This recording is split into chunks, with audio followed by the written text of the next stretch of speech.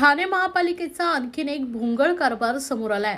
महापालिकेच्या 9 प्रभाग समिती अंतर्गत तब्बल 22,000 मालमत्ता हस्तांतरांचं प्रकरण धुळखात पडलं असल्याची धक्कादायक बाब समोर आली आहे। यात केवळ सहाय्यक आयुक्तांच्या सह्या शिल्लक असल्याची माहिती देखील समोर आली आहे।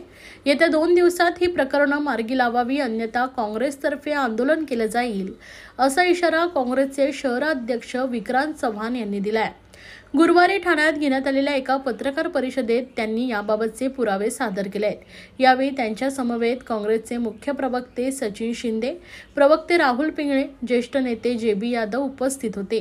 वर्तकनगर प्रभाग समिती अंतर्गत एका शिवसेनेच्या माजी नगरसेवकानं मालमत्ता हस्तांतराचं प्रकरण मार्गी लागत नसल्याची तक्रार केली होती। त्या अनुषंगाने याची माहिती घेतली असता एकट्या वर्तकनगर प्रभाग समितीमध्ये मागील वर्षभरापासून 338 प्रकरणं केवळ सहाय्यक आयुक्ताच्या एका सहीसाठी दाबून ठेवण्यात आलं असल्याची माहिती समोर आली आहे।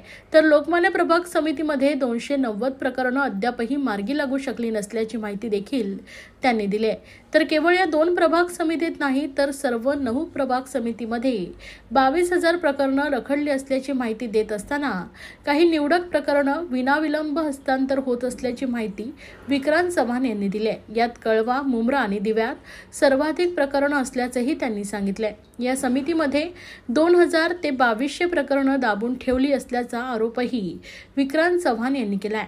मात्र काही हस्तांतर प्रकरणं भ्रष्टाचार करीत त्वरित मार्गी लावतायत। यामध्ये कोणते अधिकारी सहभागी आहेत याची माहिती घेऊन त्यांच्यावर कारवाई करण्याची मागणी करण्यात आली। तर पुढील 2 दिवसात ही सर्व प्रकरणं मार्गी लागली नाहीत तर काँग्रेस आंदोलन करेल, असा इशाराही विक्रांत चव्हाण यांनी दिला आहे।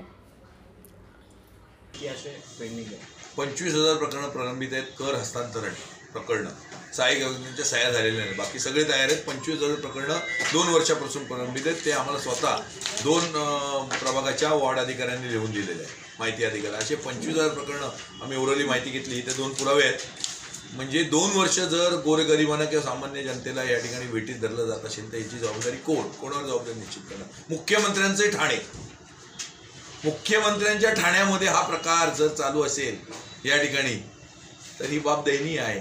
आजही मुख्यमंत्र्यांच्या ठाण्यात ज्या प्रकारे पुलाखाली अजून भिकारी राहतात, वास्तव्यास आहेत, अनाथ मुलं, म्हणजे तो तर नंतरचा भाग आहे। पण हे सामान्य जनतेला या ठिकाणी मुख्यमंत्र्यांच्या ठाण्यात जर अशा प्रकारे तर काय उपयोग मला सांगा? मुख्यमंत्र्यांचे ठाणे याचं उत्तर द्यावं आधी प्रशासनाने। त्यामुळे या सर्व प्रकरणांची चौकशी झाली पाहिजे। संबंधित सर्व सहाय्यक आयुक्त व इतर जे अधिकारी असतील त्यांच्यावर कारवाई झाली पाहिजे या ठिकाणी। आणि या प्रकरणाची चौकशी होऊन ही प्रकरणं तातडीने 2 दिवसात निकाली काढावी अशी आमची मागणी आहे ठाणे महानगरपालिका आयुक्तांकडे। कशा प्रकारे सर हा भ्रष्टाचार झालेला आणि तुमच्यापर्यंत कशा प्रकारे ही तक्रार आली होती? कशा प्रकारे म्हणजे दाखवलं ना आम्ही तुम्हाला, 2 वर्षापासून प्रलंबित आहे। एका वृद्धाने माझ्याकडे तक्रार केली, ऐकलं का, की माझं 2 वर्ष म्हणून मी गेलो बघायला की नक्की काय प्रकरण आहे। तर सगळं तयार आहे, सहाय्यक आयुक्तांच्या सह्याच नाहीत। ते 3 सहाय्यक आयुक्त बदलले, ते सह्याच करायला तयार नाहीत। आता त्याच्या मागे कारणं काही ती शोधली पाहिजेत, पण त्याची चौकशी झाली पण डिपार्टमेंटल। जरी नेग्लिजन्स असेल या ठिकाणी आणि जर सह्या न करता निघून गेले असतील तर त्यांना त्यांच्यावरती त्या डिपार्टमेंटल इन्क्वायरी करून जी ॲक्टमध्ये तरतुदी आहेत, महाराष्ट्र सेवा शर्ती नियम, त्याच्या अनुषंगाने कारवाई झाली पाहिजे त्यांच्यावर। कुठल्या प्रभाग समितीमध्ये अशी 9 प्रभाग समित्या, पूर्ण 9 प्रभाग समित्या, पूर्ण 9 प्रभाग समित्या।